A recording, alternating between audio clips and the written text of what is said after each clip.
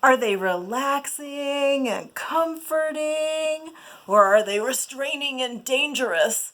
I'm talking about weighted blankets.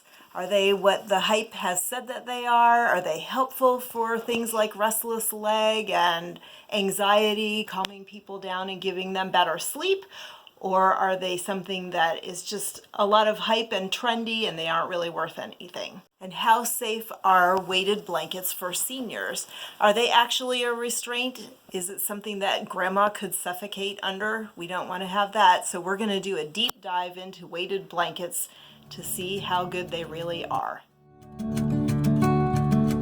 Hi, I'm Robin from seniorsafetyadvice.com. And as I said, we're talking about weighted blankets. So my first question to you is, have you used a weighted blanket? What do you think about them? Have they helped you at all? Please put your answers in the comments below because everybody's going to be interested to know what you think about them. So while you're down there leaving your comments in the section below, don't forget to hit the subscribe button in the corner and also that notification bell so that you'll be sent an alert every time we release a new video. We put out a video every Friday on senior safety tips and advice to help keep your aging loved ones safe as they age in place. So weighted blankets come in a weight range anywhere from 3 to 20 pounds. This particular blanket happens to be 20 pounds.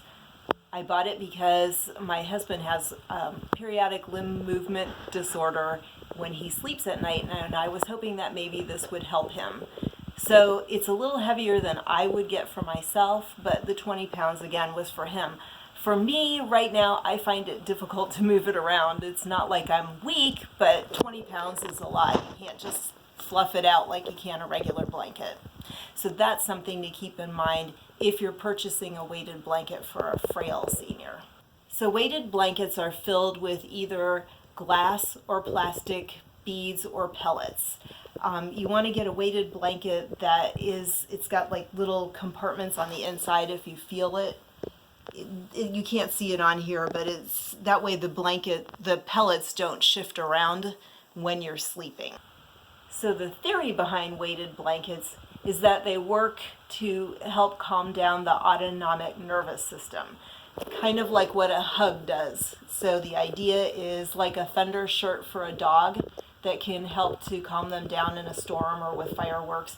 It gives you this hug and compresses around your body and makes you feel like you're safe and secure.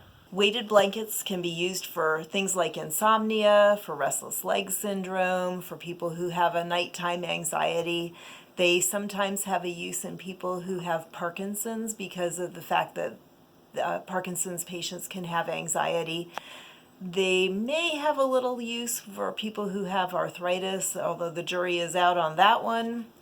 The Journal of Sleep Medicine and Disorders reported that dementia patients who used a weighted blanket had a better quality of sleep, they fell asleep faster, and they felt more rested once they woke up. Also, weighted blankets are used in behavioral disorders and things like autism because, again, the weight of the blanket can help stimulate that autonomic nervous system and calm you down. So I purchased this weighted blanket because my husband suffers from periodic limb movement disorder when he sleeps. So I was hoping that maybe the weight of the blanket would calm his movements in the night, like it's supposed to help with restless leg syndrome. In our case, it didn't seem to work so well. You need to be sure, first of all, when you use a weighted blanket, that you use it for at least 7 to 10 days, which we did do, but it takes a while for the person to get used to having the weighted blanket on them and sleeping under it. In the case of this blanket, it's not very wide. It's about body width, I guess, a little more than that, maybe twin bed size, but I don't even think quite that wide. So the problem that my husband had was that when he slept under it, in the night, as you move around back and forth, slowly the blanket worked its way off of his body and it ended up on the floor every night.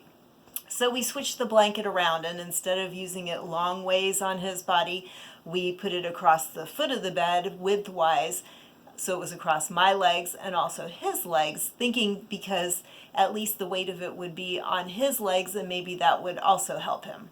The problem with that was these are supposed to have a cooling feature to them. I don't know what's the deal with this blanket, but it did not have a cooling feature. This thing is hot. It's hot as I'm sitting here and talking to you right now. So for me, I kept kicking it off, and he ended up kicking it off too. And given the fact that these blankets range anywhere in price from, say, middle $50 to about $125, which is what I paid for this one, it for us was just too much of an investment that just wasn't worth it. But you may have a different result, so I would encourage you to try it. Just make sure that you can take the blanket back, that you only have, you use it for 30 days or whatever, and then take it back if it doesn't work for you. One thing about weighted blankets, sometimes people want to know, is this really a restraint? Technically, it's not considered a restraint because the person can get out from underneath it. But you need to be aware that with a frail senior or a child, it could be a restraint even if it isn't technically one. Pardon me. You cannot use one or should never use one on a child who's under 3 years old.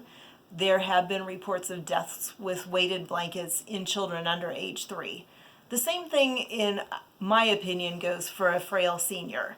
If you have somebody who cannot lift this, and they have to get up in the middle of the night to use the bathroom, or they have to get a drink or whatever, and they have trouble getting out from under this blanket, they're going to consider it a restraint even if it technically is not one. So that brings me to, how heavy should a weighted blanket be?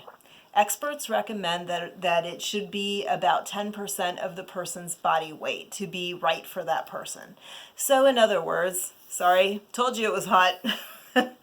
In other words, if you're somebody who weighs about 120 pounds, you're going to want a 10 to 12 pound blanket. If you're somebody who's weighs 180, 190 pounds, you're going to want probably a 20-pound blanket like this one is. One other note on dangers that I forgot to mention was that Harvard Medical School did a small study, and they suggest that you not use a weighted blanket for anybody who has sleep apnea, for anybody who has a respiratory disorder. Think about asthma. This may be too heavy for somebody who can't breathe. COPD, a respiratory thing like that. And also for somebody who has certain sleep disorders. So the next question seniors probably are going to want to know is, does Medicare pay for a weighted blanket? All right, I'm not quite sure how to tell you about that, whether they do or they don't, because they do consider blankets themselves to be durable medical equipment, and so they often will pay for certain types of blankets. But a weighted blanket, I don't know if that's going to fall underneath that category, so my suggestion to you is to call 1-800-MEDICARE or your own Medicare representative if you have one, and ask them specifically whether you can get a weighted blanket covered under Medicare. The other thing to remember is, if you're trying to get it covered under Medicare, if you have not met your deductible, you're still going to have to meet that before they will cover it. And if you have met your deductible, you're still going to be responsible for 20%, your 20% copay. So again, these range from, say, $50 to $125, so take that into consideration. Lastly, how do you care? What are the care instructions for a weighted blanket? You can't put this puppy into the washing machine. I'm just saying, it's not going to come out right. You just can't do it with the glass pellets. It's going to be an issue. So what I would recommend to you, if you're going to buy one, is to either get a weighted blanket and then use a duvet cover, or get one like this where it actually comes in a cover and you're able to unzip it, take the blanket out, and wash the cover. The blanket itself should only be spot cleaned. So this brings up an important point. Don't get a weighted blanket for an incontinent senior, because you cannot put it in the washing machine, and it's rapidly going to become an issue if it is used with somebody who has incontinence. So that wraps up my weighted blanket video. If you liked it, please give it a thumbs up. Also, don't forget to leave your comments below, and while you're down there, hit that subscribe button and the notification bell so that you can see each video as they come out.